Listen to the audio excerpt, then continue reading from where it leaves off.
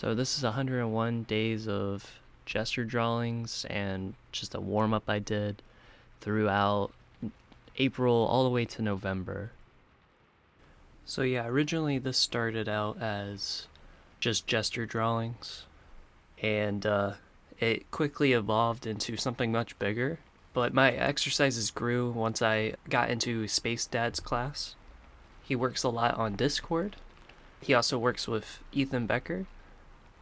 And this warm up, he said, came from Cynics, which is another art creator.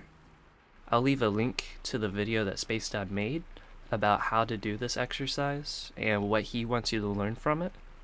I recommend checking it out if you're interested in trying this. I find after doing 100 days worth, I think I prefer a much smaller number, maybe 25 days worth, and then jump to something else. Like do like a month basically. You can see the progression kind of slowly evolving over time here. I just want to point out some things that I learned that maybe might help you.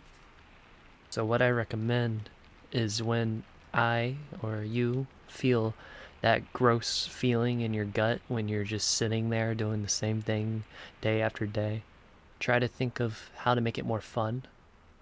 Talk to your friends and talk to other artists that are in your situation. Try to communicate how you feel, or just share your process with other people so they can appreciate the amount of stuff you've been doing. Not only is other people appreciating your stuff, what's more important is that you appreciate your stuff. So look back on your past, examine how far you've come, what have you worked on, not so much of the future of what you need to do or what needs improving. It's good just to appreciate what you have and what you've gained already. That will help you in the long run with keeping that momentum on your side and not feeling so overwhelmed. When you have those off and on days, I think it's okay to step back and not force yourself to do something that you don't want to do. But I would say it's important to show up anyways. It's like, think of it as school or a sport. You're sick, so you don't want to be there because you're not going to be playing well and you don't feel well. If it's, let's just say it's not contagious sickness, it's just you feel bad. Don't want to spread corona, wear a mask. But let's just say you feel sick, so you don't want to play the sport today, or you don't want to go to school. You should still go just because it's supporting others and it's putting you in that mindset of learning. Because when you go and you don't do much, you still get that experience of going, and it keeps that momentum of you showing up to do the work. Because trust me, once you miss one day, you're going to miss a month. It's so hard not to miss a day and then just be okay with coming back the next day and continuing that momentum. Because once you lose it, you have to start over. And that's what it feels like. Is like, oh, I missed a day, so why bother? So off and on days are fine. You should prioritize your health.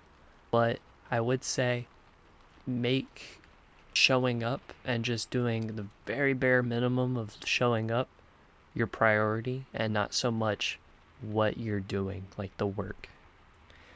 That's just some things that I kind of got from this and my thought process at the moment. I would like to continue doing stuff like this, but not 101 days worth, probably. I know some people are crazy and they do like a year's worth, but I rather do something small. I kind of want to go 25 days maybe, like a month or so.